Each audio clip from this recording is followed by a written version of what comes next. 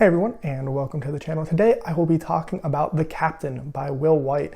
And let me just say, after reading this book, I am very excited to get around to reading Cradle sometime this year. The Captain is Will Wight's new series.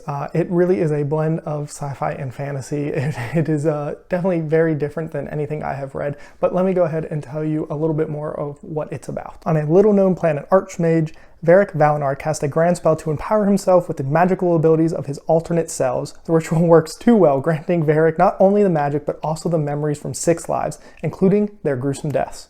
Now Varric has power greater than any wizard in galactic history, but he knows that won't be enough. The enemies he faced in those alternate lives were apocalyptic in scale, terror of technology and magic, nothing that he or anyone else can defeat, and the adventure ends up going from there. And what an adventure it is. This is definitely, like I said, a mix of fantasy and sci-fi, and really something I have never read before. You know, this is really one of the most creative stories I have ever read. I really went back and forth between giving this either a 3-star or a 4-star. I ended up giving it a 3-star, which means I like it. I know ratings can definitely be all over the place and mean different things for different people, but for me, that means I liked the book. I thought it was good, and I enjoyed my time with it, but it didn't quite reach that level of a 4-star for me, which means I really, really liked it. I'm a pretty hard rater when it comes to books, and this is definitely near the top of my 3-star things, but there are just a few things that just either felt like they were missing or didn't work as well for me as they have worked for others. I think I'm probably a little bit lower than most people on this book from what I've seen online, but once again, me giving it a 3-star means it's a good book and I liked it. I just want to be clear with that because ratings can be all over the place with different people. All that being said, I really think this lays the groundwork for a really fantastic series. I think I am more excited and looking forward to the series than I normally would be, especially for a book that I gave 3 stars. But this really just seemed like the foundation layer, really just kind of getting used to the world and seeing kind of some of the mechanics and how it works. And it just really makes me look forward to what Will Wight is going to be able to do with this, because I don't know, he just seems like such a creative person, and I think he is going to be able to do a lot. I mean, obviously the scope of this galactic empire and everything is so large that, you know, he can do a lot with it. And I'm going to trust Will Wight. You know, I know people really love Cradle, and so I'm going to really put a lot of blind faith into this series moving forward. With all that being said, let's go ahead and talk about what I liked and what I didn't like. And starting with the likes, I've kind of already hinted at this or mentioned it, but the creativity in this series is just absolutely fantastic. And some of that really does have to do with the mixture of science fiction and fantasy elements. I think this series is technically classified as science fiction, which I can see why, but if it wanted to be classified as fantasy, I could see that as well. I mean, our main character is literally an archmage with a wand and, is it a laser gun technically? Some kind of blaster. We have starships, but we also have a wizarding school. So as you can see, the creativity is just endless. And because this takes place on such a, you know, gigantic scale, he comes up with creatures and stuff that would fill the voids of space, and just so creative in the enemies, the other characters. Not everyone is just a humanoid. There are different species and just everything. And so just the creativity that is flowing from this book is just a huge next level. It's great.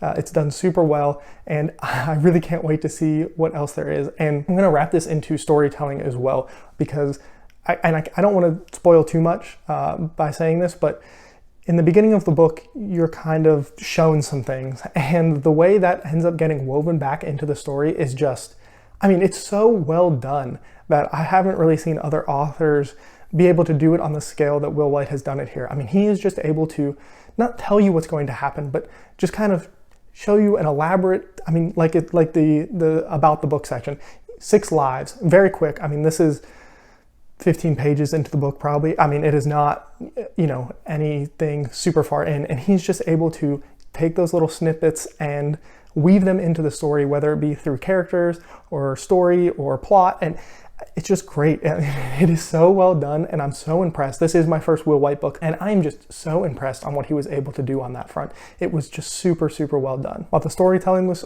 very well done, the character work here is fantastic. We have a decently large cast of characters. I mean, it's nothing crazy when we're talking about fantasy, nothing like Wheel of Time or anything like that. But there is, you know, a core group of characters that we end up following, and Will Wight is able to give them all such an individual voice. and differentiate them in different ways. You know, this is a story that has a lot of powerful individuals, and it's easy for them all to just kind of be the same. There are plenty of stories. I mean, a lot of this comes from anime for me with these kind of characters, but you know, in Dragon Ball, it's like everyone who's super strong, well, not really, but a lot of them they're just all Super Saiyans. They can all kind of do the same things, you know, or in general, wizards, they all just have magic. But in this, you have not only just different kinds of magic that different people can do, but then you have different species and different technologies and just so many different things that each character really does feel different and not like a copy and paste or a lesser version of another character. I mean, there are definitely some overlays between some, but just the creativity of the magic and just everything, it's so well done. And then each character's voice is so different. They're very contrasting characters, and just seeing them all interact with all these different personalities is so well done. You know, I think this is the kind of story where if it was done poorly, everyone would just kind of feel like a clone of each other, and they'd just kind of be talking in a circle and basically end up agreeing with each other in a not very fun and creative way. But there is a character, Ryan is my favorite character in this book, and it's like the power of friendship, and it just he has a super upbeat personality that is just fantastic. And then there are other characters that contrast against that, and there are just characters that, you know, aren't really good guys but are, and there's just so many different combinations of character work here. And this is a short book, and it's all done so well in such a short period of time. The fact that I even cared about all of these characters, and what, this is like a 7-hour audiobook, I think, or something like that. It's pretty short. I mean, it's just super well done. And, you know, hats off to Will Wight on just some amazing character work. The last positive I will mention here is that blending of sci-fi and fantasy. I love both of those genres, so having them blended together with me worked really well, and it's done in a really creative way. You have some characters that lean on technology more, you have some characters who do both, you have some that are more magically inclined, but just seeing the ability of like a wizard using magic and then all of a sudden pulling out a laser gun, or you know, him interacting with a starship, it's just great. And yeah, you know, and it's done in a little bit more of a comical way.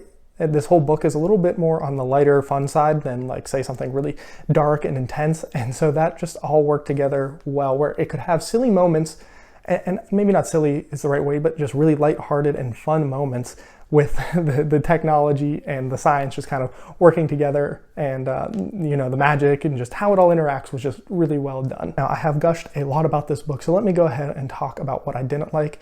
And it really comes down to two things. And the first thing is, I mentioned that there are a lot of really powerful characters in this book, and that's true. And we also start this book out at like an 11 out of 10. Like, everybody is like top dog, number one, ultra uber powerful. It would be like starting just beyond anybody, and it's like having Superman in a room filled with like normal people, kind of. And I don't mind overpowered characters. I actually really enjoy when there is OP characters and they're fighting, you know, larger than life things. But something I do like is seeing the progression to get there. And that's not, I mean, we kind of get that, but it's very quick and in general not really shown. And I would have liked to maybe have seen that journey. It makes me question how the series is going to go forward, kind of. I mean, I have faith in Will Wight after reading this book, but part of me is wondering if, you know, we started so high up on the mountaintop that the power scaling, if you're familiar with that phrase, actually, if you're not familiar, power scaling is like how strong people are in a world. And we started with power scaling that is, you know, like galactic level powers, which is fine, but it just makes every threat feel maybe not as crazy not as imposing as it could be. Sometimes that balance is really hard to find, and I think it kind of teetered on and off of things were too powerful or not powerful enough. And so, you know, power scaling is a hard thing to get right, especially when you are going for like uber level characters, which is fine. But yeah, that's just something that it just seemed like everyone was so strong that the enemies had to be so strong. And I guess they were, but it almost didn't really feel like they were.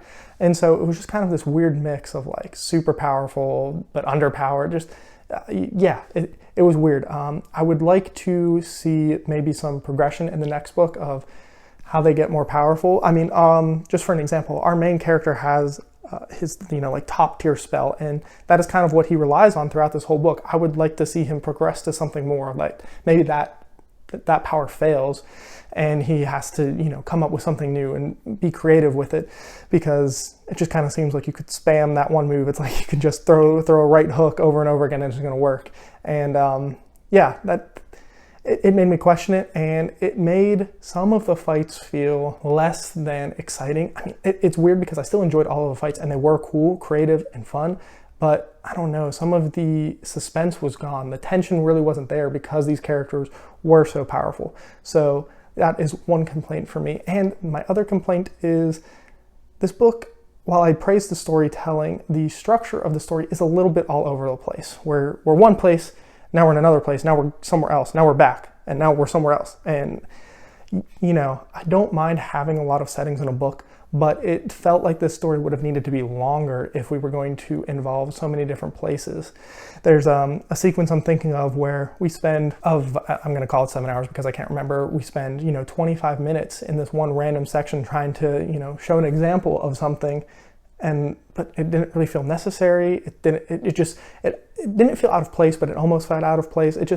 I don't know, the flow got interrupted a few times because of the scattered nature of where everything is going on. And it seemed like Will Wight maybe had two ideas for how he wanted the story to go. Maybe he wanted what we got, or maybe he kind of wanted a wizarding school setting, and instead of picking one and getting rid of the other, he kept both in, and that's kind of where we ended up. And yeah, it just didn't work for me as well as I would have liked. But those are really my only two complaints. I definitely would recommend this book if you are interested in a lighthearted, think Bobaverse, style of sci-fi fantasy kind of story. Murderbot would be another comparable example to it. And I like both of those series a lot, so that is why I am looking forward to the rest of this series. If you have read The Captain, let me know your thoughts on it down in the comments below. But that's all for me, and as always, have a good one.